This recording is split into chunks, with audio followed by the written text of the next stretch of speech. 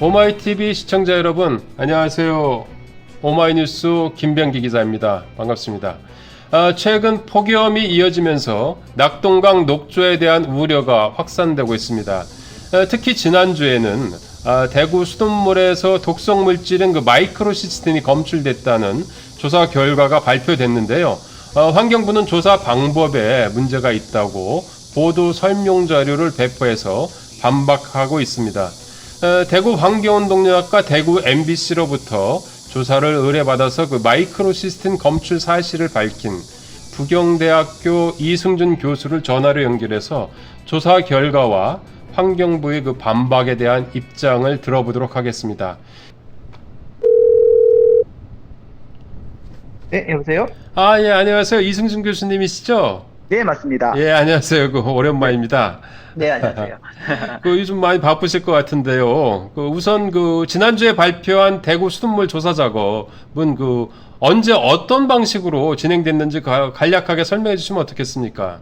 네, 지난번 이제 저희가 대구시에서 물을 7월 21일 날 물을 예, 받은 물을 저희가 이제 그 다음날 바로 실험을 실시를 했었고요. 예. 네, 저희가 사용한 방법은 이제 미국의 예. 환경청 예. USDA에서 전체 마이크로시티를 측정하는 메소드 546이라는 공인된 방법을 사용해서 저희가 측정을 했었습니다. 그럼 그 내용에 앞서서 우선 어디 지점을 이렇게 조사한 건가요? 네, 총 6개 지점이었고요. 고산 정수, 그다음에 고산의 원수, 그러니까 이제 정수장에서 최초에 받은 물과 원수와 그다음에 그 정수를 끝난 정수물 이렇게 있고요. 네, 또 매곡에서 역시 정수 원수, 그다음에 문산 지점에서 정수 원수 이렇게. 그러면 총 세 곳에 정수와 원수를 조사한 거네요. 네, 맞습니다. 그래. 조사 결과 마이크로시스틴 검출 수치는 좀 어떻게 나왔습니까? 원수에서는 문산 지역 문산 정수장 같은 경우는 1.3 ppb가 나왔고요. 이제 정수장에서는 0.26, 이제 상대적으로 굉장히 낮은 수치가 또 나왔습니다. 0.26. 네, 매곡은 0.4, 원수에서 0.4가 나왔고요. 정수에서는 0.28. 그러니까 수돗물에서는 0.28이 나왔다는 거죠? 네, 맞습니다. 예. 네, 그다음 고산에서 원수는 0.4, 그다음에 수돗물에서는 0.2 이렇게 또 검출이 되었고요. 그렇군요. 네. 그러면 이 정도 수치면은 해외 기준으로 봤을 때 어느 정도 수준 비교한다면 어떻겠습니까? 네, 기준을 어디에 두느냐가 굉장히 사실 중요하긴 한데요. 미국의 이제 환경청에서 어린아이들 기준으로 보면 0.3 ppb로 지금 현재 기준이 잡혀 있습니다. 어린아이? 네, 어린아이는 아무래도 독성 물질에 더 예민하게 반응을 하기 때문이죠. 그러면 0.3 ppb 넘어가면은 좀 위험한 수준이다라는 거죠? 네, 그렇죠. 0.3이 되면 이제 공개를 하고 아이들이 물의 사용을 조금 자제를 하겠죠. 아무래도 마이크로시스틴 특성상 가열을 하는 것도 가열을 해서도 부서지지 않고요. 하게 되지 않고. 가열이면 어느 정도 몇 도 정도까지 가열? 마이크로시스틴은 300도 이상 가열입니다. 300도 이상 가열해야지 없어진다는 건가요? 네, 맞습니다. 그럼 그 가정에서는 그건 불가능한 일이 아닙니까? 그렇죠. 네, 그래서 일반적으로 수돗물 끓여먹으면 괜찮다는 사실 적용이 안 되는 부분이고요. 마이크로시스틴은요. 그럼 그 기준치면 0.3보다는 조금 덜 나온 건데 그럼에도 불구하고 좀 이게 장기적으로 노출된다면 좀 위험할 수도 있겠네요. 이제 계속 지속적인 조사가 굉장히 중요하죠. 이제 녹조가 시작이니까요. 그쵸? 예. 네. 그러면 그 당시 원수를 채소했을 때 그 당시에 녹조의 수준은 어땠나요? 지금이랑 또 다를 것 같아요, 또. 그렇죠. 저희가 그때 조금 의아스러웠던 부분은 이제 문산 정수장의 원수에서 현미경으로 녹조가 보였고요. 저희가 이제 독성 물질이 1.3 ppb가 나왔습니다. 아, 근데 이제 대구시 결과를 보면 그때 불검출로 이제 독성이 나왔죠. 좀 상당히 큰 아, 갭이 있어서 아무래도 방법적인 차이가 조금 있는 데다가 검사 방법도 조금 보완을 해야겠다라는 생각이 들긴 음, 들었습니다. 검사 방법에 대한 이야기는 조금 이따가 다시 한번 네, 좀 네, 구체적으로 그렇게 한번 하시죠. 해보도록 하고요. 네, 네, 일단은 환경부 같은 경우는 네, 지금까지 계속 이 고도 정수 처리하기 때문에 네, 마이크로시스템이 완벽하게 걸러진다. 그리고 네, 뭐 안전하다. 네, 안심하고 드셔라. 뭐 네, 네, 이렇게 그 주장을 해왔거든요. 네, 네, 그럼 이번 조사 결과 나타난 그러니까 기준치, 아동 기준치의 미만이긴 하지만 네. 그 완벽한 100% 완벽한 정수 처리가 불가능하다는 것을 보여주는 이런 반증, 증거라고 네. 볼 수 있지 않는 건가요, 이게? 그렇죠. 아무래도 환경부가 조금 설명을 잘못한 것 같긴 한데요. 예, 이제 예. 예, 완벽이란 과학 기술은 없죠. 우리가 수돗물을 아무리 정수해도 항상 화학 물질이라는 건 녹아 있고요. 예, 그게 예. 이제 기준을 넘느냐 못 넘느냐의 차이에 따라 저희가 이제 공급을 받는 물의 수준이 달라지게 되는데요. 네, 네. 아무래도 지금의 검사 방법으로는 계속해서 불검출이 떴기 때문에 예, 아마 예. 조금 환경부에서 자신 있게 말하지 않았나라는 생각이 들긴 하는데요. 네, 어, 그렇군요. 고도 그, 정수 처리로 100% 제거된다라는 연구 결과는 제가 아직 본 적은 없어서요. 해외에도 그 이러한 그 완벽한 네. 100% 완벽한 정수 처리는 없는 건가요? 그렇죠. 물에 아무것도 남아있지 않다라는 정수 방법은 없는 걸로 알고 있습니다. 아, 그럼에도 불구하고 환경부가 계속 이렇게 네, 이제 주장을 해왔는데요. 네네. 좀 뭐 다시 한번 좀 이 부분에 대해서는 정밀 네, 검증이 이제 필요할 것 같고요. 맞습니다. 네, 그리고 이제 그 환경부와 그 대구시 그 상수사업본부 네, 에서는 이번에 그 부경대 그 조사팀의 그 조사 방법에 대한 네, 문제를 제기하고 있습니다. 뭐 네, 결론적으로 이제 그 정확도가 떨어진다는 주장인데요. 어떤 네네. 답변 주시겠습니까? 환경부가 지금 쓰고 있는 LC 매스법이라는 방법은 지금 현재 화학 물질을 분석하는 방법 중에 정확도가 가장 높습니다. 아, 그 그리고, 고성능 액체 크로마토그래피 이 네, 질량 맞습니다. 분석기 사용하는 이 방법 얘기하는 겁니까? 네, 맞습니다. 아, 이게 제일 정확도가 높은 겁니까? 네, 정확도는 가장 높고요. 예, 예. 네, 그 다음에 중요한 점은 몇 가지가 있는데, 뭐, 이제 숙련자의 스킬이라든지 또 실험 환경도 굉장히 중요하지만, 예, 그것보다 더 예. 중요한 건 이제 마이크로시스틴의 특성을 조금 알면 좋을 것 같은데요. 예, 예. 마이크로시스틴이라는 물질은 한 200여 종이 넘습니다. 네, 아, 그 그렇군요. 중에서 우리나라는 4종만 측정을 하고 있죠, 현재. 아, 지금 이번에 그 대구시 상수도 사업본부에서 네, 측정한 것도 그 네 종류만 이렇게 그쵸. 측정을 한 건가요? 네, 맞습니다. 4종만 측정을 현재 했고요. 네, 그럼 이 그러면, 네 네, 가지 종류가 네, 유해하기 때문에 네, 제일 유해하고 이제 주목할 만하기 때문에 이 네. 네 종류를 채택한 건 아닌가요? 일반적으로 독성이 높다고 알려진 LR이나 또 예, 예. 우리나라 강에서 많이 검출이 된다는 RR, 예, 예. 이런 독성 물질들이 예. 많다고 하여 아마 4종을 선정을 한 것 같은데요. 네. 음. 그렇지만 예. 해외나 여러 나라를 봐도 뭐 8종 이상 아니면 12종까지도 측정을 하고요. 네, 예. 또 아무래도 LCMS법이 정확하지만 전체 마이크로시스틴을 분석하기는 조금 부족하기 때문에 지금 제가 음. 사용한 LCMS 방법을 동시에 2개를 분석해서 과연 예. 우리 건강에 안전한가, 이 수돗물이 안전한가에 대해서 이야기를 하죠. 아, 그 보니까 이 미국 그 EPA가 그 공인한 분석 방법 아닌가요? 네. 그 두 개가 다? 네, 2개 다 모두 미국 EPA가 공인한 방법입니다. 왜냐하면 앞서 이야기했던 음. 그런 마이크로시스틴의 특성 때문에 예. 전체 마이크로시스틴을 기준으로 하는 미국에서는 전체 예. 마이크로시스틴을 반드시 알아야 하고요. 예, 예. 거기에 정확도를 올리기 위해서 LCMS법이 같이 들어가죠. 아, 그러면 그 미국 같은 경우는 이제 네, 두 가지 방법을 같이 네, 네. 병행하는 거군요. 네, 맞습니다. 아, 그러면은 지금 그 왜 환경부는 네, 이것이 정확하고 네, 자기네들이 한 것이 정확하고 네, 부경대에서 한 것은 부정확하다라고 이게 얘기를 네. 하고 있는 거죠? 아무래도 뭐 이제 환경부에서 공인한 방법은 아니니까 아마 또 그렇게 된 것 같고요. 예, 예. 또 뭐 방법이라는 게 늘 바뀌고 또 발전되고 하는 과정에서 약간의 진통이 아닐까라고 생각을 합니다, 저는. 아, 네, 그러면 지금 네, 그 교수님께서 하신 그 방법 네, 또 역시 그 신뢰할 만하고 네. 정확도가 있다고 볼 수 있는 건가요? 그렇죠. 미국의 환경부에서 그냥 이걸 공인 방법을 하진 않고요. 굉장히 오랫동안 개발 과정을 거치고 확인 과정을 거친 다음에 예, 이제 예. 사용된 방법이고요. 검출 한계가 실제로 굉장히 낮습니다. 그러니까 굉장히 센시티비티라고 해서 이제 정확하게 예, 그걸 예. 잘 검증을 하죠. 물에서는. 네. 아, 그렇군요. 그 참 환경부의 뭐 대응 방식이 좀 과도하고 네. 뭐 그렇게 좀 느껴지시겠네요. 아무래도 교수님 이름까지 이제 거론하면서 반박했잖아요. 네, 네, 기분 뭐 네. 나쁘진 않으신가요?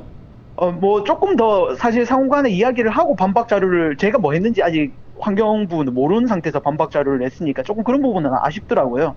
저에게 아, 뭐 검출 한계는 얼마인지, 예, 그다음에 예, 정량 한계는 얼마인지 굉장히 디테일한 내용들을 서로 이야기하고 예, 예. 조금 더 안전한 물을 공급하기 위해서 노력하겠다라고 성숙된 답변을 해주셨으면 훨씬 좋았을 텐데, 아, 네, 너무 괜찮다라고만 이야기하면 이제는 좀 불안하죠, 시민들은 뭐 아무래도. 거의 뭐 안심하고 먹어도 되니까 걱정 네, 네, 말라. 뭐 이런 네, 식으로 그냥 뭐 반박을 했더라고요, 보니까. 네, 맞습니다. 뭐, 어쨌든 이 교수님은 이번 말고도 낙동강 네, 녹조에 대해서 여러 네, 차례 이 조사를 벌여왔고, 그 네, 내용을 이 발표했고, 또 이제 네, 경각심을 좀 불러일으키긴 했는데, 네, 그럼에도 불구하고 일반 사람들은 그 네, 녹조에 대한 네, 그 독성의 그 치명성에 대해서는 잘 뭐 이렇게 피부로 느끼고 있지 못하는 것 같아요. 그 네, 남세균이라고 불리는 녹조의 정체에 대해서 네. 간략하게 설명해 주신다면 어떻겠습니까? 어, 참, 녹조에 대한 피로감이 굉장히 많은 것 같더라고요. 이제, 예, 원래도 또 녹조야? 이렇게 하고, 예, 맞습니다. 네, 예, 생각을 하지만 예, 막상 거기에 대해서 얼만큼 위험한가에 대해서는 우리가 잘 예, 모르고 또 사는 것 같아서 예, 예. 좀 아쉽더라고요. 녹조, 음, 남세균은 네. 광합성 세균입니다. 조금 일반적인 세균하고 다르고요. 빛이 있으면 굉장히 잘 자라기 때문에 네, 아, 우리 식물이 초록색이듯이 이제 예, 이 균도 예, 초록색입니다. 예, 빛을 예, 받기 위해서. 네, 예, 그렇게 예, 하기 때문에 물 표면에서 굉장히 빠른 속도로 부영양화된 강에서는 굉장히 빠른 속도로 이렇게 녹조가 형성이 되고요. 아, 예, 예. 네, 거기에 기후 변화까지 지금 이제 아무래도 들어오다 보니까 훨씬 더 많은 녹조들이 생성을 하게 그 물이 되는데요. 정체된다면 지금 뭐 네, 어쨌든 환경단체 같은 경우는 네, 네, 계속해서 보 네, 때문에 가로막혀가지고 녹조가 더 네, 창궐한다고 하는데 그런 네. 주장도 그 타당성이 있는 겁니까? 해외 연구 결과를 보면 유속이 느려지면 녹조가 좀 더 잘 성장한다라는 연구 예. 결과들은 꽤 많이 나와 있습니다. 우리나라 강에 맞는 연구가 또 반드시 필요하고요, 지금은. 아, 네, 그렇군요. 네, 녹조의 그 원인은 여러 가지가 있는데 그 네, 중에서 그 물이 정체되면은 아무래도 그 수온도 좀 올라가고 그리고 이제 그렇죠. 그 네, 부영양화 물질들이 계속 정체되니까 훨씬 더 맞습니다. 그 좋은 환경, 녹조가 자랄 수 네네. 있는 좋은 환경이 조성되는 건 맞는 것 같아요. 그죠? 네, 맞습니다. 부영양은 계속 영양분은 계속 유입되니까요. 또 예. 자정 능력은 상대적으로 좀 떨어지다 보니까 예, 이 부분이 예. 계속 촉촉이 되는 거죠. 그 네, 좀 전에 이제 제가 그 마이크로시스틴의 네, 그 위험성에 네, 대해서 그 좀 여쭤봤는데요. 네, 네, 네, 이 독성은 어느 정도 수준이고 그리고 네, 인체에 네. 어떤 영향을 미치는 건가요? 일단 녹조가 만들어낸 독성 물질은 굉장히 많습니다. 예, 우리가 아는 예. 거와 다르게 마이크로시진이 가장 대표적이고요. 그 예, 밖에도 예. sak스톡신, 아나톡신, 실란드로포묵신 이런 톡신들도 만들어내기 때문에 예, 예. 해외에서는 여기에 대한 가이드라인이 있는 나라도 있습니다. 각각의 독성에도. 그렇군요. 우선 우리 마이크로시스틴이 가장 강물에 많이 검출이 되기 때문에 예, 예. 마이크로시스틴을 이야기 드리면 간 독성 물질입니다.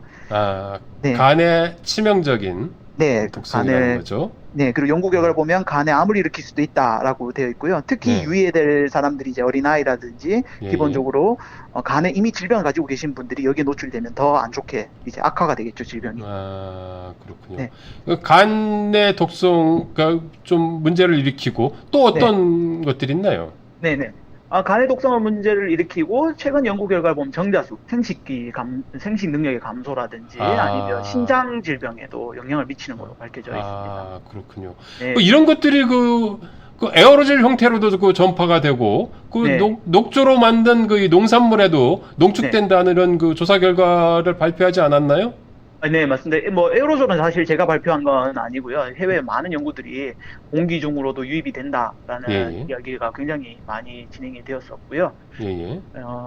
그 다음에, 농작물에 그 네, 농축되는 거는 심각한 수준인가요? 지금 요번에 보니까 그 네, 대구환경운동연합이 그 조사한 것들을 보니까 네, 요새도 그 뭡니까 양수장에서 그 네, 녹조가 그 흥건한 그냥 뭐 이런 물을 펌핑해 가지고 농작물에 네. 뿌리고 있더라고요. 이거 뭐 네. 심각한 거 아닙니까 그러면은? 그렇죠. 아무래도 농업 용수지 같은 경우에 더 많이 녹조가 창궐하기가 쉽죠. 아, 그래서, 아, 네. 아. 마이크로시틴의 이제 노출 경우는 이제 미국 CDC가 정하기로는 입으로 먹는 것, 예, 그다음에 피부에 닿이는 것, 예, 그다음에 코로 들어오는 것, 예. 네, 이렇게 여러 가지 경로를 노출을 이야기를 했고요. 여기에 아, 따라 2019년부터는 이 녹조로 피해 입은 환자 수까지, 그러니까 질병자 수까지 뭐 63명 이렇게 정확하게 공개를 하기도 했습니다. 아, 네. 그렇군요. 그 외국은 상당히 그래도 이 녹조에 네. 대한 그 경각심을 많이 갖고 있는데 우리나라 네. 같은 경우는 뭐 제대로 이거에 대한 제한 규정이라든지 이런 것들이 별로 없죠. 아직 레저 기준도 미흡하고 없죠. 없고요. 마시는 용수도 현재는 LR 기준으로 되어 있는데 이게 이제 수질 항목이 아니라 감지 항목이라고 해서 예, 예. 이제 최대 주 3회까지만 검사가 하게 되어 있고요. 뭐 정수장에 따라 다르기 때문에 예, 조금 그런 부분은 이제 개선이 필요하죠. 아, 그렇군요. 네. 그 이번에 그 환경부가 반박한 것을 보면서 그 이 환경부에 하고 싶은 네. 말도 많이 있을 듯합니다. 마지막으로 한 말씀 해주시면 어떻겠습니까? 뭐 제 데이터를 비난하고 이런 거는 괜찮고요. 대구 예. 시민한테 정말 깨끗한 물을 공급하고 예. 있는가라고 한번 되돌아볼 수 있는 시점이었으면 좋겠습니다. 지금 현재 분석 방법이 과연 문제는 없는지. 왜냐하면 예. 제가 그 당시 현미경으로 봐도 녹조균이 보였는데 원수에서요. 예. 근데 마이크로시틴이 불검출이 떴더라고요. 그건 조금 방법 쪽에는 문제가 아마 있는 것 같습니다. 그래서 그런 본인들의 방법이 이제 제대로 지금 작동을 하고 있는지에 대한 그런 부분들을 굉장히 잘 확인하고 이게 그냥 무작정 마셔도 된다가 아니라 지금 네. 우리 물이 괜찮으니까 우리 물이 괜찮은지 안 괜찮은지 다시 확인해 보겠다. 그리고 더 깨끗한 물을 주도록 공급하도록 노력하겠다. 이런 조금 좋은 답변이 나왔으면 좋겠습니다. 네. 그것뿐만이 아니고 또 네. 이 조사 방법뿐만이 아니고 네. 그 기준치에 대한 음용수 그렇죠. 기준치 문제라든지 네. 뭐 이런 그 기준에 대한 이 정립도 지금 뭐 네. 시급하지 않을까 싶긴 맞습니다. 하네요. 네, 그죠? 네. 좋은 말씀입니다. 그렇군요. 네. 오늘까지 지금까지 그 말씀 너무 감사드리고요. 네. 나중에 한번 또 네. 연락드리겠습니다. 네, 감사합니다. 부경대 그 이승준 교수였습니다. 이 교수님 안녕히 계세요. 네, 수고하십시오. 예, 안녕히 계십시오. 오마이TV 시청자 여러분, 저는 오마이뉴스 김병기 기자였습니다. 또다시 찾아뵙도록 하겠습니다. 감사합니다. 안녕히 계세요.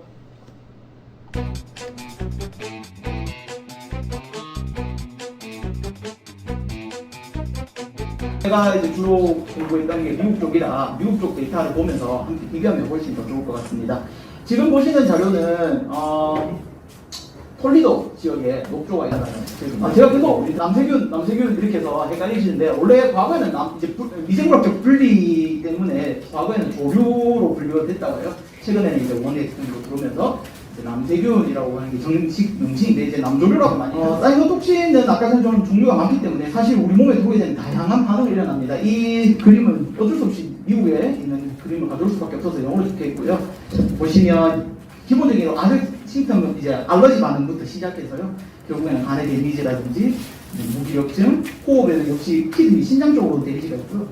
브레인 쪽으로도 영향이 있습니다. 삭스톡신. 저도 역시 굉장히 초창기 때 이 실험을 했습니다. 남세균, 사이노박테리아 블룸이 일어났을 때 사이노박테리아가 농작물 재배하는 데 들어가겠죠. 그럼 톡신이랑 세균 과연 어떻게 될까라는 궁금증을 가지고 실험을 했었고요. 한번 보시면 영어로 적어서 굉장히 죄송합니다만 상추, 당근이고요. 한 40%의 마이크로시스틴이 작물로 투입이 되고요. 제가 그 농업 용적 들어가 있는 전체 양 중에서 40%가 농작물, 그리고 나머지가 토양에 남아있게 되죠. 토양에 남아있는 것도 결국 안전한 게 아닙니다. 첫 번째는 지하수로 갈 수 있고요. 두 번째로는 다음번에 식물을 재배했을 때 역시 식물이 흡수할 수 있죠. 캐럿, 뿌리 같은 경우에는 50% 이상이 작물에 농축이 된 거예요. 요 배경이 뭐냐? 이 회색 배경이 상추입니다. 상추 옆면이고요. 요 초록색이 뭐냐? 제가 이제 색칠한 부분인데요. 사이노박테리아 마이크로시스티스. 사이노톡신을 생성하는 세균인데요. 남세균인데요. 이 세균이 그럼 잎에 표면에 묻으면 어떻게 될까? 여기가 기공입니다. 어떻게 되고 있죠? 네, 들어가고 있습니다. 그렇죠? 네, 남세균이 들어가게 되면요. 그때부터 여권에 이 잎에 굉장히 많은 수분이 있기 때문에 잘 자라게 됩니다. 영양분도 많아서 저희가 실제로 이제 그 정량 분석을 통해서 분석을 했었고요. 문제는 이렇게 들어가게 되면 씻기도 이제 힘들어진다는 거. 요즘에 이제 최근에 에어로졸에 대해서 굉장히 관심이 많으시죠. 에어로졸, 특히 마이크로시스틴이나 사이노박테리아가 에어로졸에 공기 중에 이렇게 물에 표면에 붙어서 우리 근처에서 레저 활동을 하는 사람이나 아니면 그 근처에서 산업, 이제 양식업이나 아니면 그 주변에 사시는 분들이 영향을 받을 수 있다. 제가 미국에서 한때 발표할 때 오마이뉴스에 이 그림을 미국 발표장에 썼더니 미국 분들이 굉장히 좋아하시면서 제 친구 중에 한 분이 네이키드에 있는 물을 떠서 똑같이 이렇게 했어요. 근데 이렇게 안 되더라 하면서 저보고 따지더라고요. 네, 이때 마이크로시스틴 농도가 10이었습니다. 즉 미국에서 위험해라고 경고 내리까지 간 직전의 농도가 이 정도인데 이 농도에 얼만큼 있을까요? 그렇죠? 한번 측정해 보면 좋겠죠. 우리가 마시는 물인데 관리 안 받고 있다는 건 사실 말도 안 되고요. 아까 수많은 수질 기준 중에서 월등히 낮은 수치로도 우리의 건강에 영향을 준다는 게 이미 밝혀졌습니다. 한번 우리가 진짜 진심으로 생각해보고 우리가 마시는 물이 깨끗한 물이기를 간절히 바라겠습니다.